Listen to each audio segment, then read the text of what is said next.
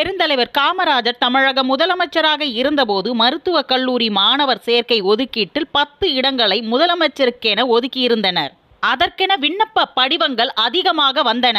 முதலமைச்சர் விருப்பம் போல அவர் யாரை வேண்டுமானாலும் தேர்ந்தெடுக்கலாம். அந்த சூழ்நிலையில் விண்ணப்பத்தை முதலமைச்சர் தனது ஊர்க்காரர், நண்பர்கள், உறவினர், கட்சிக்காரரின் பிள்ளை அல்லது தனது ஜாதி அடிப்படையில் தேர்ந்தெடுப்பாரோ என அவரது உதவியாளர் மனதில் எண்ணத் தொடங்கினார். விண்ணப்பங்களை பார்த்த காமராஜரோ சில நிமிடங்களில் 10 விண்ணப்பங்களை எடுத்து உதவியாளரிடம் கொடுத்தார். உதவியாளருக்கு ஆச்சரியம் தாங்கவில்லை. காரணம், அவர் நினைத்தபடி ஒருவரை கூட காமராஜர் தேர்வு செய்யவில்லை. உதவியாளர் முதலமைச்சரிடம் தயங்கியபடி, எந்த அடிப்படையில் விண்ணப்பங்களை தேர்வு செய்தீர்கள் என கேட்டார். அதற்கு காமராஜர், எந்த விண்ணப்பங்களில் பெற்றோர் கையொப்பம் என்ற இடத்தில் கைநாட்டு இருந்ததோ அதை தேர்வு செய்தேன். கல்வி செல்வம் இல்லாத அந்த வீட்டில்தான் முதலில் அறிவின் விளக்கை ஏற்ற வேண்டும் என்று சொல்லி அந்த வாய்ப்பை அவர்களுக்கு கொடுத்தார்.